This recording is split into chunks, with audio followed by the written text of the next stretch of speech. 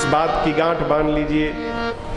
आप बताओ, क्या राम जी को अहिल्या जी के बारे में पता नहीं था? प्रभु जानत सब बिनहि जनाए। जब राम जी अंतर्यामी है तो उनको मालूम नहीं कौन है, क्यों बैठी हैं, मेरे चरण रज के लिए बैठी हैं। अरे जाते पांव से छुला के उद्धार कर देते। नहीं, क्यों नहीं किया? क्योंकि भगवान का स्वभाव है, जब तक कोई कहेगा नहीं कृपा नहीं करेंगे। कहा कौन? तो संत चरण कमल रज चाहती कृपा करहु रघुबीर। जब विश्वामित्र जी ने राम जी से कहा कि राम आप इन पर कृपा करिए, तब जाकर प्रभु ने कृपा की। आप भी चाहते हैं कि हम पर भी भगवान की कृपा हो जाए, तो भगवान के पीछे मत दौड़िए, भगवान के किसी भक्त संत की शरण में जाकर बैठ जाइए। संत जब भगवान के सामने बैठेंगे तो कहेंगे प्रभु मेरे पर तो बहुत ही कृपा है, आपका एक और लड़का है प्रभु, तनी उस पर भी कृपा बना के रखिएगा, कृपा बरस जाएगी। संत कहेंगे तब होगा। इसलिए जीवन में सर्वकाल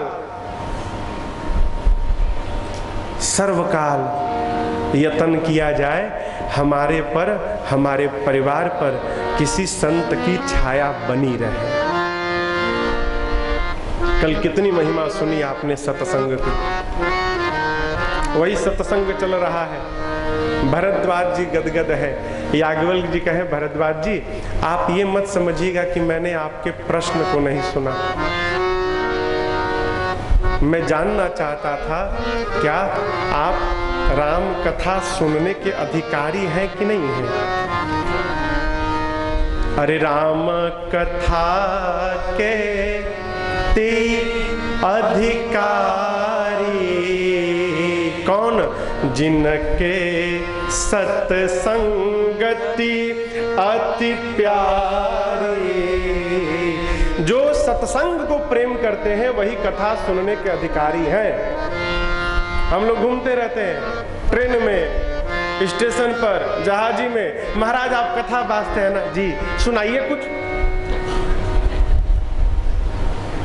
हम कहे ट्रेन में लोग मिल जाते हैं। कथवा सब जगह नहीं सुनानी चाहिए, लिखा है किसको किसको नहीं सुनानी चाहिए। हाथी को तो एकदम नहीं सुनानी चाहिए। जो मन लगाकर भगवान की कथा न सुने उसको नहीं सुनाना चाहिए। उत्तरकांड के अंत में शंकर भगवान ने कहा है निकाल के पढ़ लीजिएगा, सब बताया है किसको सुनाना है किसको नहीं सुनाना है, कब सुनाना है कब नहीं सुनाना है, कहाँ सुनाना है कहाँ नहीं सुनाना है, सब लिखा है। भरद्वाज जी से याज्ञवल्क्य जी कहते हैं मैं आपके मर्म को जान रहा था, आप राम जी के भक्त हैं, अब मैं कथा सुनाऊंगा। याज्ञवल्क्य जी महाराज अब कथा को तीर्थराज प्रयाग से निकाल कर लेकर पहुंचे कहाँ? कैलाश पर। देखिए कल बताया 4 घाट है। पहला घाट गोस्वामी जी कल शुरू किए कथा, तो गोस्वामी जी कहे मैं आपको वो कथा सुनाऊंगा जो याज्ञवल्क्य जी ने भरद्वाज जी को सुनाई। तो गोस्वामी जी कथा को दूसरे घाट पर ले गए, कहा तीर्थराज प्रयाग पर। अब आज याज्ञवल्क्य जी महाराज भरद्वाज जी से कहते हैं मैं आपको वो कथा सुनाऊंगा जो शंकर जी ने पार्वती जी को सुनाई। अब याज्ञवल्क्य जी तीसरे घाट पर कथा को ले गए, कहा कैलाश पर। बोले अरे परम रम्य गिरिवर कैलासो, परम रम्य गिरिवर कैलासो, सदा जहाँ शिव उमा निवासो, सदा जहाँ शिव उमा गिर पर बट बिटप विशाला, गिर पर बट बिटप विशाला, नित नूतन सुंदर सब काला, नित नूतन सुंदर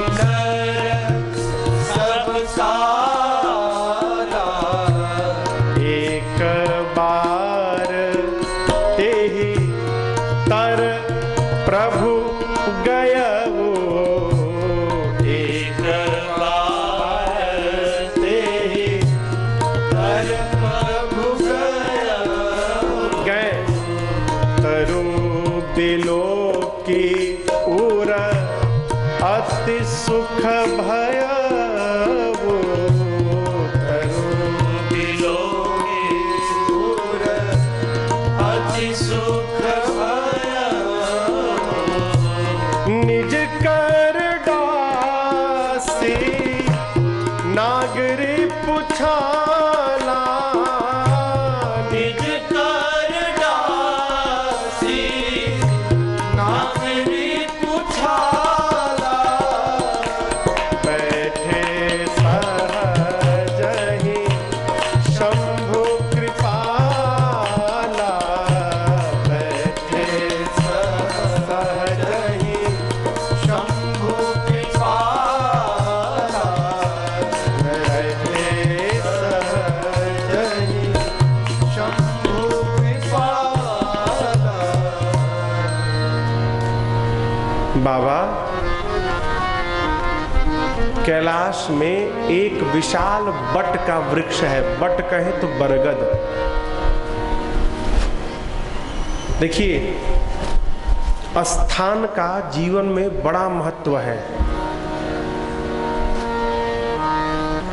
भक्त के बैठकर पूजा करने का स्थान निश्चित होना चाहिए, भोजन करने का स्थान निश्चित होना चाहिए, भजन करने का स्थान निश्चित होना चाहिए। सब स्थान का देखिए, स्थान जैसा होता है वैसा मन लगता है। एक कलकत्ता में स्थान है मायापुर। आप में से जो कलकत्ता गए होंगे, मायापुर प्रातः स्मरणीय परम पूज्य भगवत तुल्य चैतन्य महाप्रभु की जन्म स्थली है। कलकत्ता से 125 किलोमीटर है। इस्कॉन जो संस्था है ना, इस्कॉन का मुख्यालय है वहां पर मायापुर में। मायापुर के 10 किलोमीटर के रेडियस में जब आप प्रवेश करेंगे ना, इतनी ऊर्जा है वहां की मिट्टी में, वहां जाने के बाद ही न चाहते हुए भी आपके मुख से राधे राधे निकलने लगेगा। ये मैं अपना निज अनुभव बता रहा हूं, न चाहते हुए भी। क्यों? उस मिट्टी में इतनी ऊर्जा है कि आप बोले बिना रह नहीं पाएंगे। भजन करने का स्थान पवित्र होना चाहिए। क्यों? जहां पर बैठने के बाद हमको ऊर्जा प्राप्त हो और हमारा मन भजन में लगे। कई स्थान होता है वहां मन नहीं लगता है। हम लोग भी तो घूमते रहते हैं, 9 दिन बाद घर बदलता रहता है। कहीं कहीं जाते हैं ना तो घरवा में रहने का मन नहीं करता। मनाते भगवान कब 9 दिन बीते हम भागे यहां से। स्थान का अंतर। शंकर भगवान बट वृक्ष के नीचे गए, देखे, गदगद हो गए, दौड़ कर गए और अपने बाघंबर को लाकर बिछा दिए। बिछाकर बाबा बैठ गए। क्यों बैठ गए? शंकर जी का विवाह भया था ताड़कासुर के वध के लिए, भया था ना। ताड़कासुर का वध पूरा हो गया। शंकर भगवान सोचे विवाह जिस लिए हुआ था वो तो काम पूरा हो गया, अब भजन में प्रवेश किया जाए। प्रसंग एक सूत्र कहता है। देखिए, सरकार है ना, भारतीय सरकार, जो सरकारी कार्यालयों में कार्यरत है, सरकार भी 60 साल के बाद ना रिटायर कर देती है। क्यों जानते हैं? बहुत कड़वी बात। सरकार कहती है अब आप हमारे लिए बेकार है, अब आप घर में बैठिए। लेकिन आदमी अपने आप को इतना महत्वपूर्ण बनाए रहता है कि उसके बाद भी नहीं बैठता, एमवे शुरू कर देता है, नेटवर्किंग काम शुरू कर देता है, यहाँ वहां भागना शुरू करता। रे सरकार बेकार घोषित कर ली है, आप तो अपने आप को बेकार मान के साकार के पास चलो। है? आप तो समझ जाओ कि अब ये जो बोनस का लाइफ मिला है, 60 के बाद बोनस पूरा नहीं मानेगा। 60 के बाद जितने हैं ना वो सब बोनस में चल रहे हैं। बोनस का रुपया आता है ना, तो उससे साग सब्जी नहीं आती। बोनस का रुपया से टीवी आता है, फ्रिज आता है, गर्मी का समय घर में एसी लगता है, बोनस का रुपया। उसी प्रकार ये बोनस का मिला है ना, तो इसका खर्चा इधर में किया जाए। इधर में हो, हमारे पूज्य महाराज से कहा करते हैं, बेटा 2 तय कर लेना, 2 में से कोई एक। हमने कहा क्या महाराज जी? बोले बेटा पहला तय करना कब तक, और यदि कब तक नहीं तय कर पा रहे हो तो दूसरा कर लेना कितने तक। बोले सरकार समझ में नहीं आई बात। तो बोले पहला कब तक अर्थात कितनी आयु तक, 50 साल तक, 60 साल तक, 70 साल तक, कब तक जमा करना है निर्धारित करना कि महाराज 60 के बाद जमा नहीं करना है, जो जमा हो गया बहुत हो गया, भोग करना है पहला। ये नहीं कर पाए तो कितने तक अर्थात 1 करोड़, 2 करोड़, 3 करोड़, 10 करोड़, कितना जमा हो जाए कि बस अब प्रयास नहीं करना, इसी में मौजना है। यदि दोनों में से एक भी नहीं कर पाए ना बेटा तो जमा करते करते चले जाओगे और जो जमा किए हो उसका भोग भी नहीं कर पाओगे। निर्धारित किया जाए। शंकर भगवान के विवाह का निमित्त पूर्ण भया, ताड़कासुर का वध भया। बाबा भजन में प्रवेश करने के लिए पहुंच गए वट वृक्ष के नीचे, आसन बिछाकर बैठ गए। मैया देख ली, कौन? पार्वती मैया। आज तो बाबा बहुते प्रसन्न है, विवाह करके जब से आई हूं तब से इतना प्रसन्न कभी नहीं देखा। बहुत बढ़िया समय है, आज जो जो बोलना है सब बोल दो। जैसे माँ ने बाबा को देखा, चौपाइया कहती है, ए जी पार्वती भल अवसर जानी, पार्वती भल अवसर जानी, कहीं शंभु पही मातु भवानी,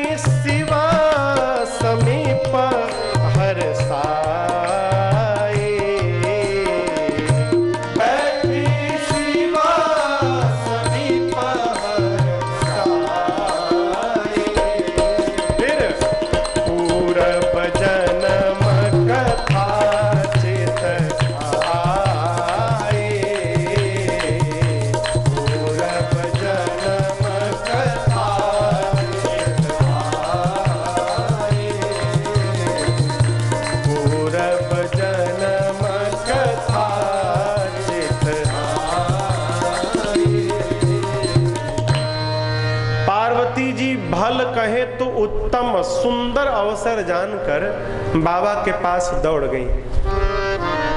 बाबा देखे तो गदगद हो गए हो, काहे है? अरे पति भजन में बैठने जा रहा हो और उसी समय भजन में सहयोग करने के लिए पत्नी आके बैठ जाए, कौन पति गदगद नहीं होगा? बाबा गदगद हो गए। जानी प्रिया आदर अति कीन्हा, बाबा ने अति आदर किया मैया का, और आदर करके क्या किया? बाम भाग आसन हर दीन्हा। जैसे मैया यहाँ बैठी हैं, बाबा ने अपने बामांग में माँ को बिठा दिया। माँ जैसे बाबा के बामांग में बैठी, पिछले जन्म की कथा याद आ गई। पिछले जन्म में मैं सती थी, बाबा समाधि से जगे थे, मैं गई थी, प्रणाम किया था, उस समय बाबा ने सामने बिठाया था। सही बात। आज बाबा ने बामांग में बिठाया है। पूर्व जन्म कथा चित आई। अपना जब कोई बहुत दिनों बाद अपनाता है ना, उस क्षण का बखान नहीं किया जा सकता। माँ एकदम विह्वल हो गई है। बाबा ने देखा तो कहे, बाबा भवानी कुछ कहना चाहती हैं क्या? बोली मैया कि प्रभु मैं तो पिछले जन्म से ही कहना चाहती थी, लेकिन जितना प्रसन्न आज आपको देखा, इतना प्रसन्न आज तक कभी नहीं देखा, इसलिए आज तक मेरी हिम्मत नहीं भाई बोलने की। देखिए छोट छोट लड़का जब बाबूजी से कुछ कहना होता है ना, तो पहले बाबूजी का मुंह देखते हैं, बाबूजी प्रसन्न है कि नाराज है। जब देखेंगे प्रसन्न है तब अपनी बात कहते, काहे प्रसन्न रहेंगे तो कहने पर बात पूरी हो जाएगी। मैया ने आज बाबा को जानी पार्वती भल अवसर जानी, आज बहुत बढ़िया समय है, गई शंभु पही मात भवानी, माँ आकर बैठ गई। बाबा ने कहा कहो कहो। माँ कहती प्रभु आप मेरे नाथ है ना? हाँ। आप तीनों लोक के नाथ है ना? हाँ। प्रभु आपकी महिमा तीनों लोक में फैली है ना? हाँ भाई। प्रभु चर अचर नाग नर देवता सब आपकी चरणों की सेवा करते हैं, मैंने सुना है। आप प्रभु हैं, समर्थवान हैं, जोग ज्ञान वैराग्य के आप अपार भंडार हैं। अरे शरणागतों के लिए तो आपका नाम ही कल्प वृक्ष के समान है। बाबा बोले एकदम सही कहा आपने। मैया कहते थे प्रभु ये बताइए, कल्प वृक्ष के नीचे रहने के बाद भी कोई दरिद्र रह सकता है क्या? कल्प वृक्ष के नीचे कोई बैठे और दरिद्र रहेगा? बाबा बोले असंभव, हो ही नहीं सकता। मैया ने कहा और यदि कल्प वृक्ष के नीचे बैठकर भी दरिद्र है तो बाबा बोले इसका अर्थ है कि जो वृक्ष के नीचे बैठा है ना, उसको मालूम ही नहीं कि वो कल्प वृक्ष है, इसलिए दरिद्र है। माँ ने कहा लेकिन प्रभु मुझे तो पता है कि मैं कल्प वृक्ष की दासी हूं, उसके बाद भी दरिद्र हूं। बाबा बोले मैं समझा नहीं भवानी। माँ ने कहा प्रभु मेरे मन में एक भ्रम है और वो इस जन्म का नहीं है, वो तो पिछले जन्म का चला आया है। आपकी दासी रहने के बाद भी मेरा भ्रम बना रहे, प्रभु ये संभव है क्या? और मैं जानती हूं कि आपको छोड़कर मेरे भ्रम को कोई दूर नहीं कर सकता। बाबा बोले मैं दूर करूंगा? मैया बोली आप ही के पास तो असली जड़ी है उसकी। बाबा बोले कैसे दूर करूंगा? तब माँ ने कहा अरे कही रघुनाथ कथा विधिना, आप नाना प्रकार से राम जी की कथा सुनाएंगे ना, तो कथवे मेरे भ्रम को हरण कर लेगी। कथा से ही भ्रम जाएगा। कल आपको सुनाया, माँ के इसी बात को सुनकर बाबा ने महिमा गाई थी। क्या? जिस प्रकार हाथ की ताली बजने से पक्षी उड़ जाते हैं, उसी प्रकार कथा रूपी ताली बजने से जीवन के संशय रूपी सारे पक्षी उड़ जाते हैं। इसी बात पे बाबा ने कही थी।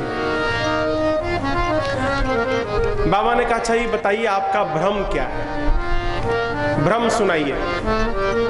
मां शुरू हुई, कहती है प्रभु जो मुनि लोग परमार्थ पथ के पथिक हैं, यात्रा करते हैं, वो कहते हैं कि राम ब्रह्म है। शेष सरस्वती वेद पुराण सब राम जी की महिमा का गान करते हैं। ये सब तो बाहर वाले हैं, आप मेरे पति हैं भीतर वाले। आपको देखती हूँ दिन रात झोली में हाथ डाले आप हूँ राम राम राम राम राम राम राम राम जपते रहते हैं। बाबा बोले हाँ जपता तो हूँ। मैया बोली प्रभु ये आप सब लोग जिस राम को जपते हैं, ये राम जी अयोध्या के सम्राट दशरथ जी के पुत्र राम हैं कि कोई दूसरे अजन्मा अलौकिक विभू तत्व हैं? यदि राम ब्रह्म है, प्रभु मेरी बात समझिएगा, ब्रह्म का कभी जन्म नहीं होता, ब्रह्म अजन्मा होता है, उसे अज कहा गया। ब्रह्म जन्म नहीं लेता।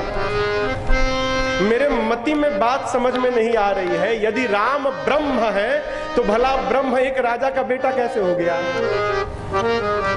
और राम यदि राजा के पुत्र हैं तो एक राजा का बेटा ब्रह्म कैसे कहला गया है? आज ज्ञान और अज्ञान ने पकड़ा है प्रभु। ज्ञान राजपुत्र में ब्रह्म का दर्शन कर रहा है और अज्ञान ब्रह्म को राजा का बेटा समझ रहा है। पिछले जन्म में उनकी लीला का दर्शन किया, इस जन्म में आपके मुख से उनकी महिमा को सुना, मेरे मति में भ्रम हो गया है। प्रभु हमको इससे बाहर निकालिए। ये मत समझिएगा कि पिछले जन्म की भांति मैं आपसे विवाद कर रही हूँ। प्रभु अब की बार विवाद नहीं, अब की बार पार्वती आपके साथ संवाद करना चाहती है। मैं सत्य बताऊं, मैं भगवान की कथा सुनना चाहती हूँ। आप मुझे पहले कारण बताइए, निर्गुण ब्रह्म सगुण कैसे भय? फिर राम जी की जन्म की कथा सुनाइए, बाल लीला सुनाइए, धनुष भंग सुनाइए, विवाह सुनाइए, राजा बनते बनते वन में चले गए वो सुनाइए, वन में क्या किए वो सुनाइए, कैसे रावण को मारा वो सुनाइए, अयोध्या के वापस आके राजा बनकर क्या क्या किए वो सुनाइए, कैसे प्रजा के साथ अपने धाम गए वो सुनाइए। प्रभु जो मैंने पूछा वो तो सुनाइएगा ही, और जो पूछने में छूट गया हो आप उसको भी सुना दीजिएगा। काका पूछे हो तो आपको छूट गया हो तो आप उसको भी सुनाइएगा, छुपाइएगा मत कुछ। मैया क्रम से प्रश्न करती गई। किसी कवि के सामने उसकी कविता की प्रशंसा भर कर दीजिए, क्या बात है, 5 घंटा कविता सुनाएंगे। रामचरितमानस के रचयिता कौन है आप बोलिए? हाँ, शंकर भगवान। गोस्वामी जी तो केवल सुने हैं, लिखे हैं, लिखवाया।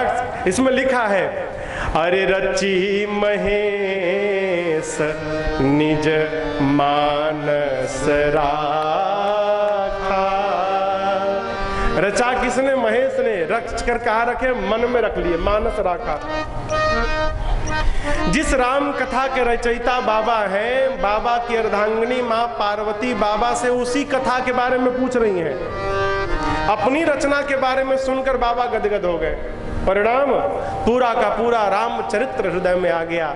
मगन ध्यान रस दंड जुग पुनि मन बाहिर कीन, रघुपति चरित महेश तब हरसित बरनय लीन। बाबा 2 दंड कहें तो 48 मिनट के लिए ध्यान में चले गए। उसके बाद बाहर आए। बाहर आते आते मालूम है बाबा ने क्या कहा है? बाबा कहते हैं, देवी ये बताओ, रात में कमरे में अंधेरा हो, पूरा अंधेरा, और कोई बिस्तर से पांव नीचे रखे और नीचे का रस्सी पड़ी हो, उसी रस्सी पे पांव चला जाए तो क्या लगेगा? सांप तो नहीं है कहीं? लगेगा ना, अरे कहीं सांप तो नहीं है। और ठीक उसी समय प्रकाश आ जाए, फिर पता चली तो सांप नहीं तो रस्सी है, तुरंत सांप की भ्रांति समाप्त। माँ बोली, हाँ बात तो सही है प्रभु।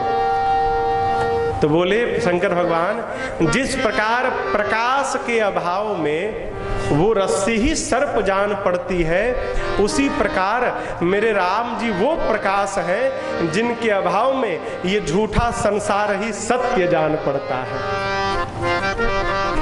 संसार झूठा है लेकिन प्रकाश नहीं मिला राघव जी का, तो जैसे रसिया सांप जान पड़ती है, उसी प्रकार इस झूठा संसार ही सत्य जान पड़ता है। लेकिन जिसको जिसको ही प्रकाश मिल गया है, छोड़ना नहीं पड़ा, सब अपने आप छूट के चला गया। हम बार बार कहते हैं, छोड़िए मत, न घर छोड़िए, न दुकान छोड़िए, न व्यापार छोड़िए, न परिवार छोड़िए, कुछ मत छोड़िए, आप केवल पकड़िए। का पकड़िए? ये माला पकड़िए, राघव जी को पकड़िए। इनको पकड़ेंगे ना तो जो छूटना है अपने आप छूट छूट के चला जाएगा, आपको नहीं छोड़ना पड़ेगा, अपने आप छूट जाएगा। भगवान परम प्रकाश स्वरूप दिन राति, ये जानते हैं, ये जो राम जी का नाम है ना, ये इससे बड़ा कोई प्रकाश नहीं है। मणि है, मणि। मणि देखे ना, कल चर्चा आ रही थी, मणि। 2 भक्ति को मणि बताया गया और ज्ञान को दीपक बताया गया। दीपक देखे हैं आप लोग? दीपक तो देखे ही होंगे। पुराने पुराने गांव के घरों में दियरखा होता था पहले। दियरखा दीवाल में ना इतना चौड़ा निकाल दिया जाता था, उसी के ऊपर दीपक रखा जाता था। हम लोग जब रहते थे तो ढेबरी चलता था। ढेबरी देखे आप लोग? ढेबरी, ढेबरी पुराने लोग जानते हैं ढेबरी कैसे बनता था? हम बनाते थे। दवाई का जो शीशी रहता था ना, बोतल, उसके ढक्कन में छेद करके कील से और कपड़ा बार के और उसमें डाल के किरासन तेल जला के उसी से जलाते थे। ढेबरी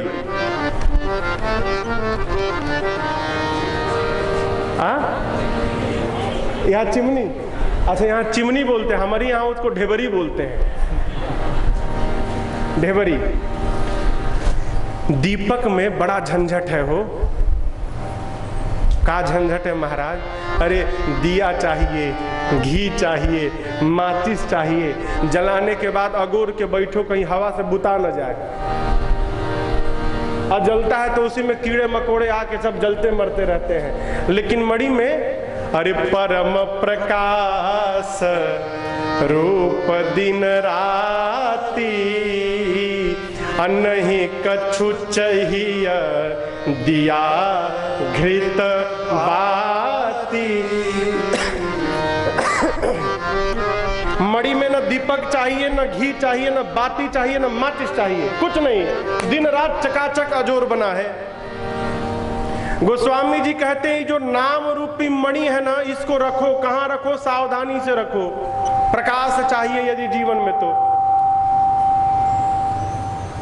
गांव में जब माई लोग ढेबरी रखती थी ना, एक जानते हैं हम अपनी माई से पूछे, बहुत छोटे थे, गांव गए थे तो माई लालटेन जला के चौखट पे रख दी। तो हम बोले माई रोज तुम चौखटिया पे कहाँ रख देती हो? आते जाते डर लगता है कि गिर न जाए। तो बोलती बेटा चौखट पे यदि दीप ये लालटेन रहेगा ना तो घर के बाहरों प्रकाश रहेगा और घर के भीतरों प्रकाश रहेगा। भीतर रखेंगे तो बाहर अंधेरा, बाहर रखेंगे तो भीतर अंधेरा। बोले बात तो सही है। अभी जब मानस पढ़ने लगा तो गोस्वामी जी भी यही बात कहते हैं, राम नाम मणि दीप धरु, कहाँ? जीह देहली द्वार। ये जो जिह्वा है ना, मुंह है, ये चौखट है। इसी चौखट पर राम नाम रूपी मणि दीपक को रख लीजिए। क्यों? तुलसी भीतर बाहर हूँ जो चाह से उजियार। इस पर राम राम राम राम रखेंगे, जपेंगे तो भीतर आपका कल्याण होगा और बाहर आपके राम को जिसके कान में प्रवेश होगा उसको भी सुनकर उसका भी कल्याण होगा। भीतर भी अजोर, बाहरों अजोर।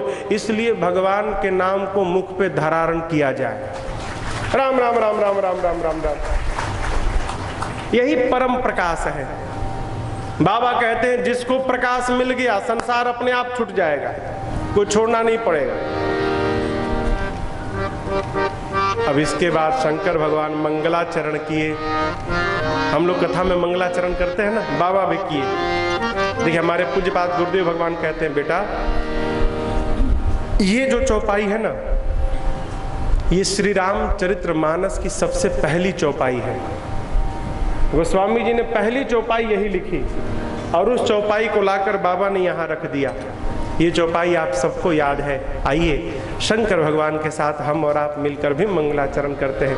बाबा बोले मंगल भावन अमंगल हारे, मंगल भावन अमंगल हारे, द्रवौ सुदशरथ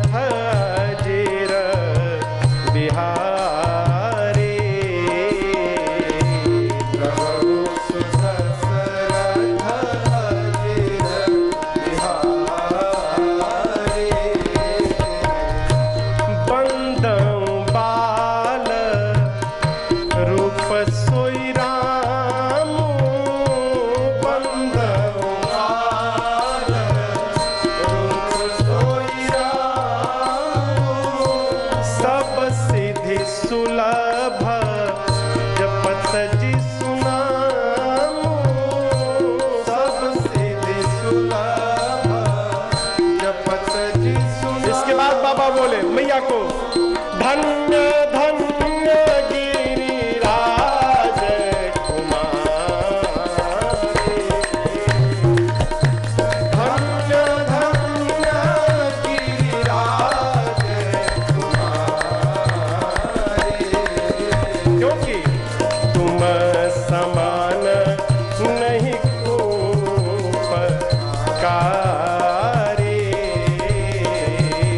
तुम समान नहीं उपकारी,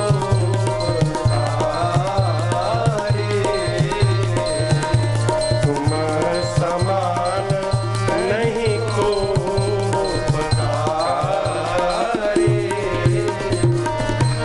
बाबा ने मंगलाचरण किया और उसके बाद मैया को धन्यवाद दिए। क्यों क्यों दिए हो, समझिएगा। जीवन में जिसके कारण आपका मन भगवान की ओर बढ़ रहा हो, जब जब वो मिले ना तो दोनों हाथ जोड़कर उसको धन्यवाद दे दीजिए। है, आप न होते तो हम भगवान तक कैसे पहुंच पाते। किसी के सताने से आप रुष्ट होकर भगवान के पास गए तो उसको भी धन्यवाद दीजिए। कोई घर में आपको त्रास दे रहा है और आप परेशान है, भागो घर छोड़ो, घर भागो मंदिर में, अब नरक है ये। और आप घर द्वार छोड़ के जाके मंदिर में बैठ के भगवान के पास पहुंच गए तो वो सताने वाला भी मिले ना तो उसको धन्यवाद दीजिए। क्यों, आप न सताते तो हम भगवान तक कैसे पहुंच पाते। देखिए ये सत्य है, जैसे भी मन भगवान की ओर पहुंचे ना तो वो मिले तो धन्यवाद दीजिए। आपकी मेरे पर बड़ी कृपा। मैं भी अपने इस भावपीठ से आदरणीय शैलेश भैया को, शिवेश भैया जी को, जो लोग तन से, मन से, धन से इस कथा के पूर्णता में लगे हुए हैं, उनको इस भावपीठ से बहुत बहुत धन्यवाद कि उन्होंने मुझे एक बार राम जी की कथा गाने का अवसर प्रदान किया। बहुत धन्यवाद। मैया को बाबा ने कहा धन्यवाद, माँ ने कहा क्यों धन्यवाद। बाबा बोले तुम समान नहीं को उपकारी। भवानी आज आपने जो मेरे ऊपर उपकार किया, ऐसा उपकार आज तक किसी ने नहीं किया। माँ ने कहा प्रभु हमने क्या कर दिया। बाबा बोले आपने मेरे रघुनाथ जी की कथा पूछी, जो कथा गंगा जी के समान है? एक गंगा भगीरथ जी ने निकलवाया, लेकिन भगीरथ जी ने जो गंगा को निकलवाया वो गोमुख से लेकर केवल गंगा सागर तक गई। दक्षिण भारत में जाने पर वो गंगा नहीं मिलेगी। मिलेगी क्या? नहीं मिलेगी।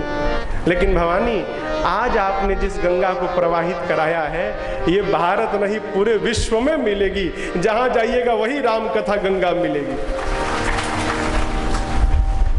और आपको एक और बात बतावें, उस गंगा में नहाने के लिए बहुते लोग जाते हैं, लेकिन जाते तो बहुत लोग हैं, नहाते सब लोग नहीं है। नहाते हैं का? कई लोग किनरवा जाके चले आते हैं, बहुत ठंडा है पानी भाई, हम छू लिए, हो गया कौवा स्नान, हम छू लिए कौवा स्नान हो गया। ये काहे? वो नहीं रुकते, उनके पिछले जन्म के जितने लदे हुए हैं ना उनके ऊपर, वही लदा हुआ उनको गंगा स्नान से रोक लेता है। उसी प्रकार इस गंगा में भी सब नहीं कदम रख सकते हैं। मानस में लिखा है आवत एही सर अरे अति कठिनाई, राम कृपा बिनु आई न जाई। जब तक भगवान की कृपा नहीं होगी, कोई जीव घर से निकलकर कथा पंडाल में नहीं जा सकता। हम और आप आकर बैठे हैं ना, तो इस विश्वास में रहा जाए कि हम लोगों पर और लोगों से अधिक भगवान की कृपा है, इसलिए तो हम घर से निकल के कथा पंडाल में आकर बैठे हैं। बड़ी कृपा भगवान की। सब नहीं नहाते, बहुत भाग्यशाली। और सुनिए, आ भी गए, यदि पुण्य नहीं होगा तो सुन नहीं पाएंगे, नींद आ जाएगी। बगल वाले को कहेंगे हम कहीं समाधि में चले जाए ना तो हमको जगा देना। हम कथा सुनते सुनते ध्यान में चले जाते हैं। कथा कान में पड़े बहुत कठिन है। अरे राम कथा गंगा सुगम बही जाए, ए माँ को नहाए। राम कथा गंगा सुगम बही जाए, ए माँ को नहाए। श्री राम कथा गंगा सुगम बही जाए, ए माँ को नहाए। राम कथा गंगा सुगम बही जाए, ए माँ को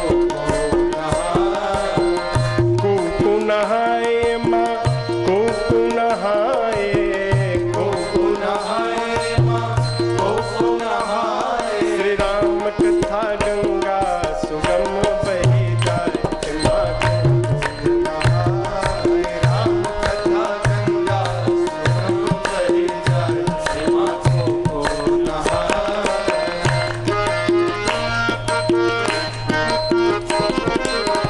ध्रुव जी नहाए, प्रहलाद जी नहाए। ध्रुव जी नहाए, प्रहलाद जी नहाए। ध्रुव जी नहाए, प्रहलाद जी नहाए। ध्रुव जी नहाए, प्रहलाद जी नहाए। और नारद नहाए, अपन बीड़ा बजाए।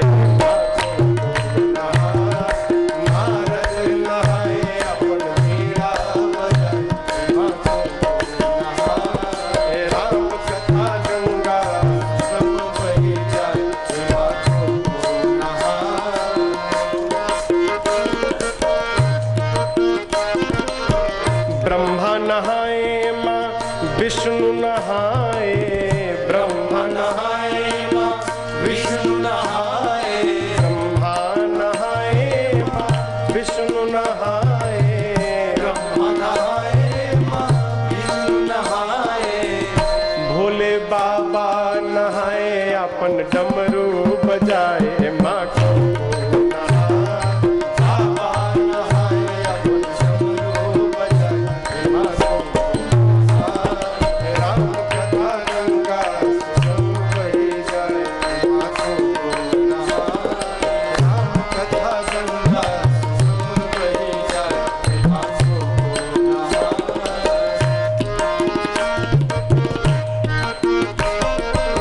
शुक्र जी नहाए, सनकादिक नहाए।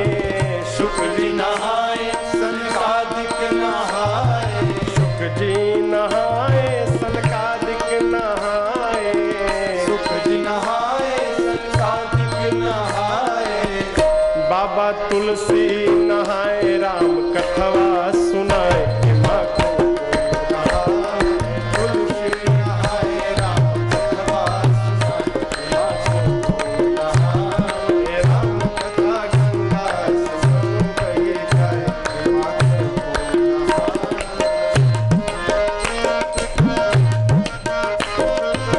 श्रोता नहाए, साथी नहाए।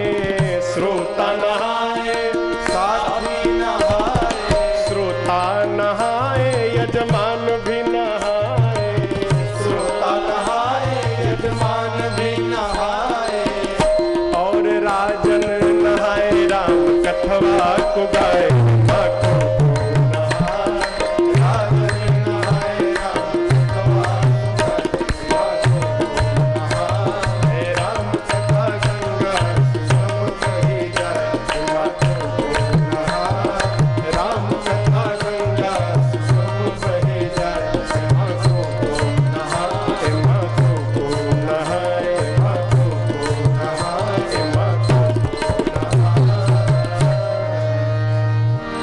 राम कथा गंगा सुगम बही जाए, माँ को नहा।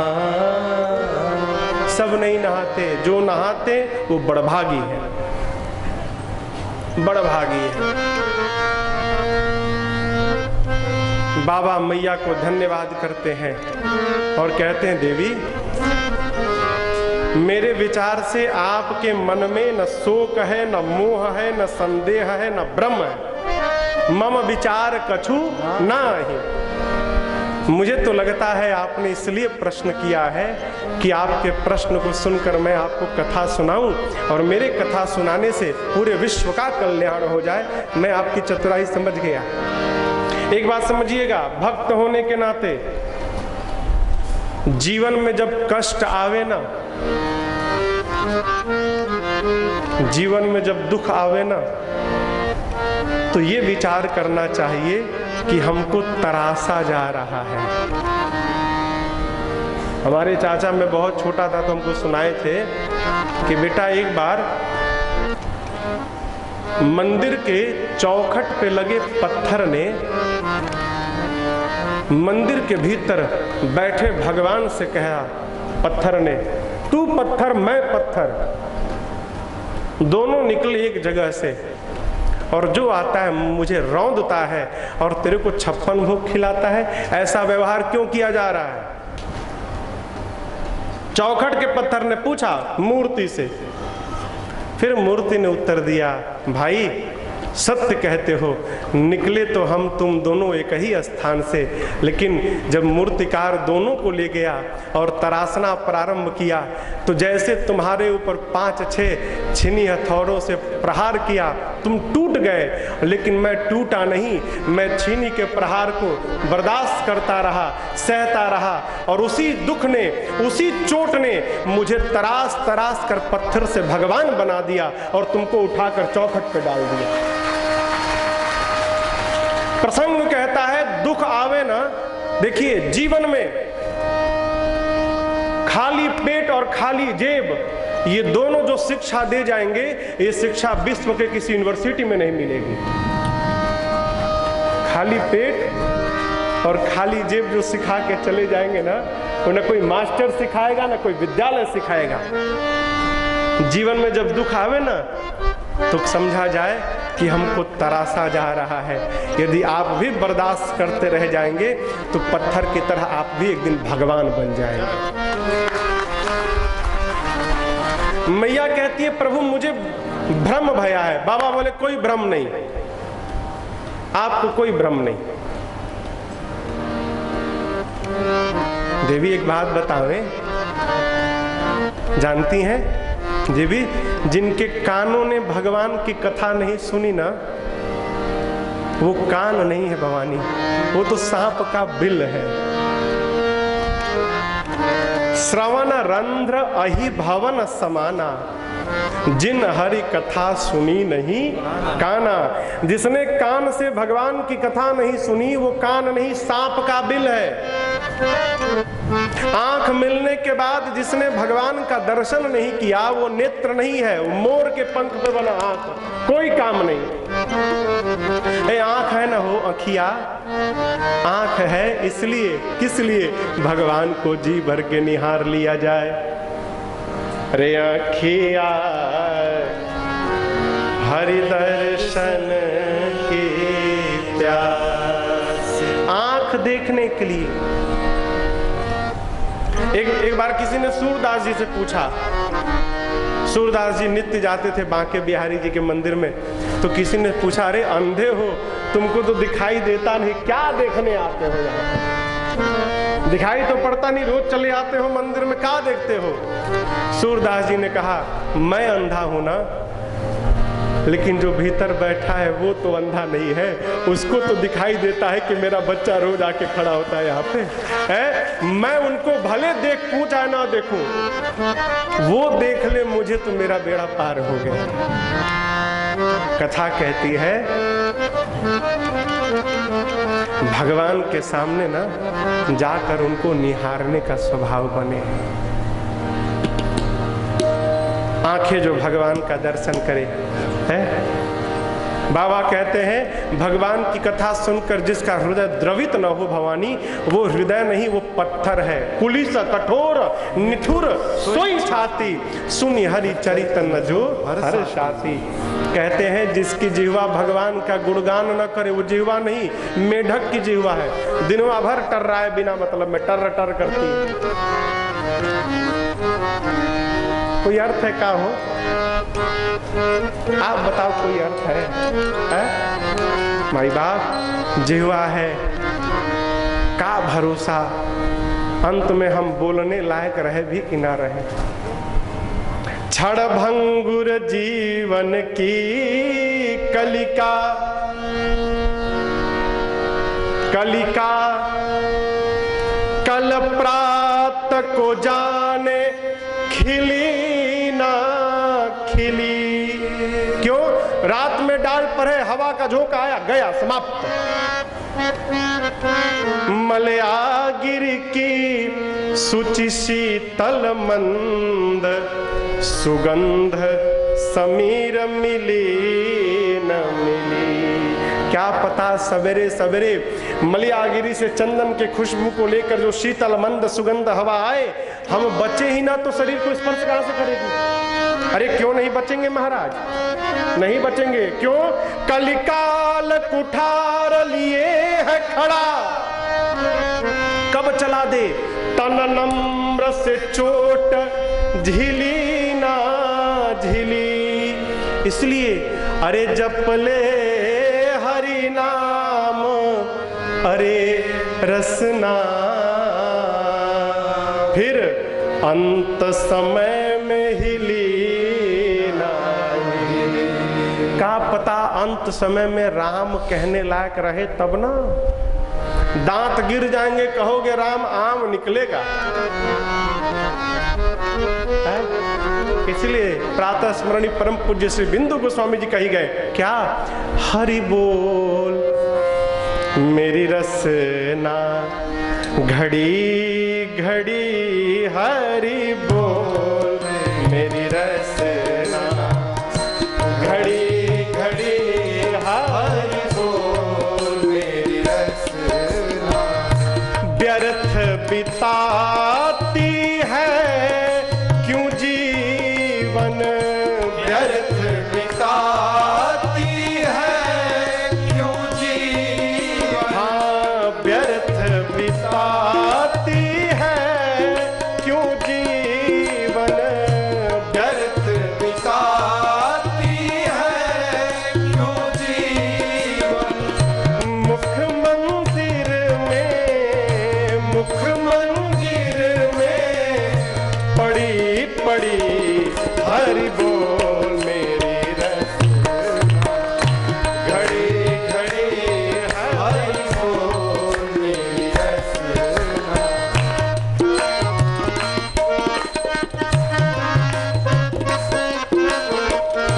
नित्य निकाल राम नाम रस, नित्य निकाल राम नाम रस, नित्य निकाल राम नाम रस, नित्य निकाल राम नाम रस।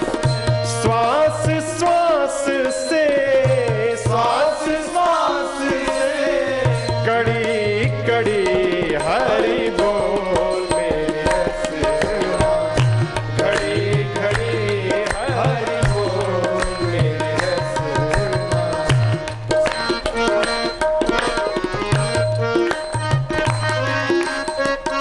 साधक कहता है सवेरे जगो, राम राम राम राम राम राम राम राम राम राम राम राम राम करो। क्यों? जपोगे तो तुम्हारा फायदा, और तुम्हारे राम को सुनकर घर वाले जग गए तो उनका फायदा। साधक कहता है जपो, जाग उठे तेरी ध्वनि सुन कर, जाग उठे तेरी ध्वनि सुन कर, जाग उठे तेरी ध्वनि सुन कर, जाग उठे तेरी ध्वनि सुन कर। इस काया की, इस काया की कड़ी कड़ी हरि बोल मेरी रसना, घड़ी घड़ी हरि बोल मेरी रसना, घड़ी घड़ी हरि बोल मेरी रसना।